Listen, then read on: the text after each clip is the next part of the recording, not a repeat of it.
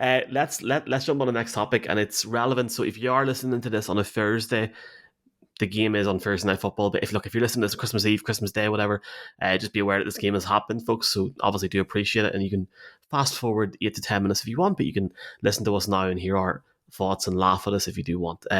Thursday Night Football is the Jets against the Jaguars. Now, something tells me that the NFL gods put this together in February to March. I don't believe for a minute they're sitting in April doing this, right? So they're sitting in February, March putting this together. The Jaguars going into the 6-8. The Jets are 7-7. Now I know we're going to focus, folks, on the Jets and the situation there at quarterback, and we're going to look at it in a long term sense. But I think it'd be amiss to talk about this game. This is a great game in the sense of usually this Thursday night game is not great before Christmas. It's almost like a filler game. It's a huge game for both teams. Both teams need to win this game. The Jets have got a 25% chance of making the playoffs as it stands. The Jaguars have a 60% chance of making the playoffs. Their destiny is in their hands. All they have to do is win out, and they've got a home game in Duval. Mark, it's hard not to talk about this game.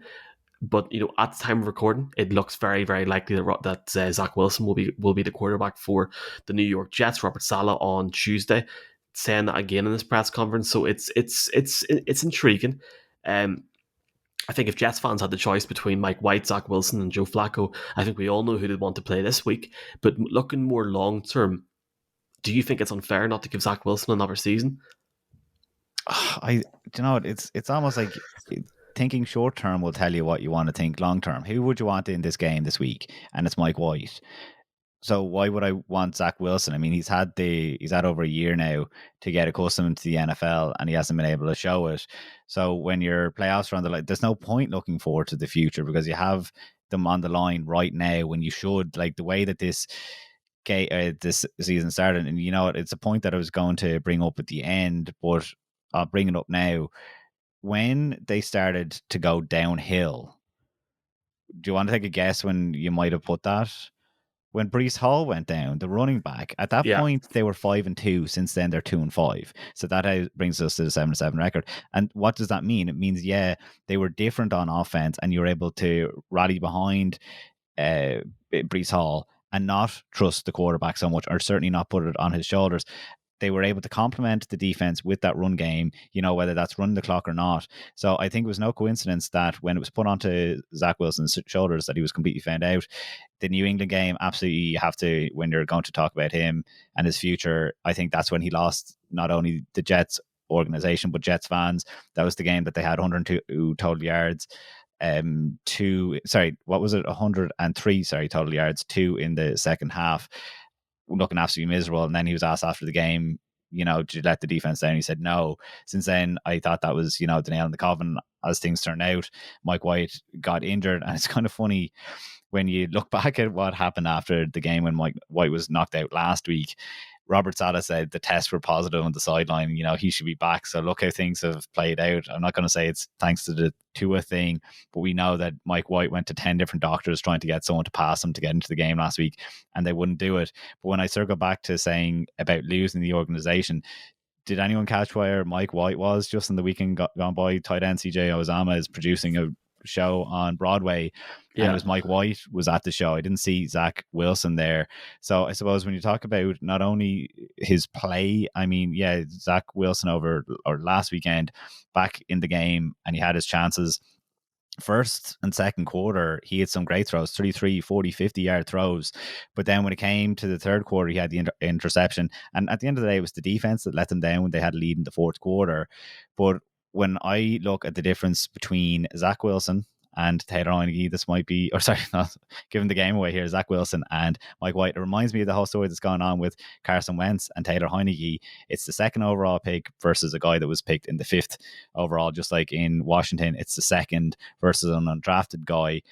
And I think like Mike White has it. I don't know, maybe we'll talk about in the offseason. Maybe there's too many misses happening at the top of the drafts with these quarterbacks being found like so deep on, even the likes of Geno Smith hanging around for so long, that he's able to, play and bring Seattle to another level versus Wilson. We latch on to what we think is correct. But I think that Mike White has been rallying. It showed even in the losses that the guys were around him there a couple of weeks ago. And yeah, he's definitely who I would want for this game. And I think if I want him for this game, it's not like he's that much older than Zach Wilson. Think he showed a lot more progression and a lot more in the locker room, obviously, that he's who I'd want long term. I don't know about over anyone, but if you're talking about those three quarterbacks, himself, Flacco, Wilson, yeah, Mike White, I think, has to be the guy. Yeah, I think the whole Flacco thing is a bit of a fairy tale. Like he's done. I mean, he's a backup and he's happy enough to be a backup. He's certainly not happy going by the history of things, Michaela, to help young quarterbacks in the league, and he's made that very clear in the past in different teams. I look, Michaela, at the way that the Mark has mentioned it about certain players. Garrett Wilson said he would not die for Mike White, but he would go to war for him. The Mike White offense seems to bring more of a toughness to this Jets team that need the offense to work more. And when you've got guys like Garrett Wilson and CJ Zuma speaking up for him, it, to me, and maybe I'm wrong, it seems that he's really, really got the dressing room in New York or in New Jersey. And if they can find a way, maybe this week's too early in terms of week 16 Sunday, but if they need to win their last two games, I'm betting on Mike White. And long term, if Mike White can get this team to the playoffs, whether it's one game or two games, whatever, for a run, it would be an incredible achievement. First time in what? Is it 12? Is it 12 years? Am I right in saying that, Mark? 12 years? Yeah, First time. last time I checked was last year and it was 11 years. So do the maths. I think you're spot on. Well, I done intermediate maths at GCSE, so 12 years. Well, I've done accountancy as well. Don't ask me how I done both of those things. Can't count in my life. 12 years. It would be an incredible achievement, but you would look, and surely now, Michaela, they have this luxury of, they've got these games over the next 2 to 3 weeks that, yes, they must win, but they also have that opportunity to see what a guy like Mike White could be in week 17, week 18, and go in and see exactly what they have before they make a decision like that down the stretch, which you don't need to make for the next 6 months. They can make it privately, but this needs to be the time where you're looking at a guy like Mike White, where he had that game against the Buffalo Bills and the sheer toughness that he had to get up again and again and again and play on is something that you cannot put a price on in this league with certain players. I like I like Mike White's personality and his toughness and the way he holds the locker room. But for me personally, Zach Wilson's only in his second year. Now, he's been abysmal this year. He has 6 touchdowns and 6 interceptions. You compare that with the guy who went ahead of him, Trevor Lawrence. Trevor has 24 touchdowns and only 7 interceptions. Trevor Lawrence is tied 5th for touchdowns on the year, which I didn't think he was that high. But obviously, Trevor Lawrence was kind of a generational talent. When Zach Wilson was taken in the draft, I think it was kind of like he has a high ceiling, but he is a little bit of a little bit, you're taking a punt on him, basically. Like, you don't know how he's going to turn out. And I always thought it was very odd in that draft, the way Trey Lance and Zach Wilson shot up against, because I always thought quarterback 1 was Trevor Lawrence, quarterback 2 was Justin Fields. But Zach Wilson I think he definitely deserves another year. It must be very depressing being a Jets fan, spending really, really high picks on these quarterbacks. And they picked Sam Darnold in 2018 and then they missed out on Josh Allen, Lamar Jackson, and then they picked Zach Wilson, number 2 overall. And to me, they missed out on Justin Fields. I think Justin Fields is going to be better in the long run. But I'd like to see, I think, Mike White isn't going anywhere for me. I don't think a team's going to come in and want him to be their starter. So for me personally, I'm kind of like, I want to see what Wilson can do. I want to see if they can change his maturity a little bit. So why not just play him for the rest of the season, see if they get into the playoffs. If they do, they're going to be knocked out in the wildcard round. And then maybe that will feed Wilson's hunger to want to win and want to be a good player and kind of be one of the best. But kind of even in the off season, you look at the talk that was surrounding Wilson, it was stupid, childish, immature stuff. It was about him going out with his mom's friend or something. Like, why? And everyone was cheering him on. I'm kind of like, why he's feeding into an ego? He's 23. It's like social media though. Like, I mean, it was mad crack. Like at the time, it was nuts. It was insane. It was funny, and I think it can be. But I'm like, there's a questions about his maturity. Don't be feeding into an immature ego thing. Like, he thinks he's going to be great doing that and getting all the kind of pats on the back for it. And maybe that's that stupid off-season talk is one of the reasons why he isn't playing well this season. Maybe he's too big for his boots and he thought he didn't have to put in as much work.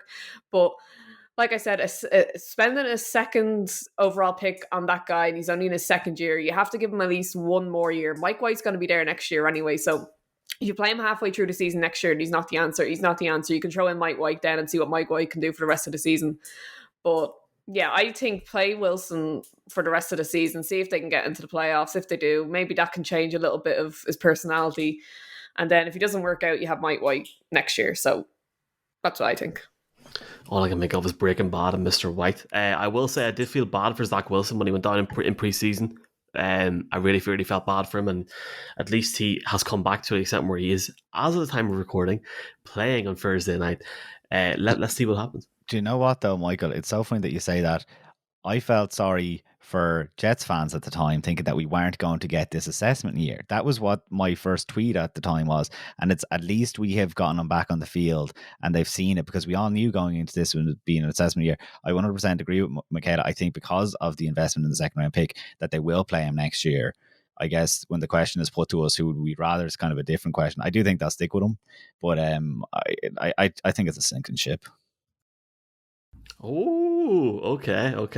Let's have that conversation pre-free agency about a sinking ship. I like that. I think what they've done with Robert Sala's class. Right. Anyway, look, let's move on. We're gonna have a Christmas theme this week. And for the people on the podcast going, Christmas? Yeah, Christmas is this Sunday. December the 25th happens once a year. As we said at the start of the podcast, full slate of games, Christmas Eve, Christmas Day, and Thursday Night Football, the game we talked about there now between the Jets and the Jaguars.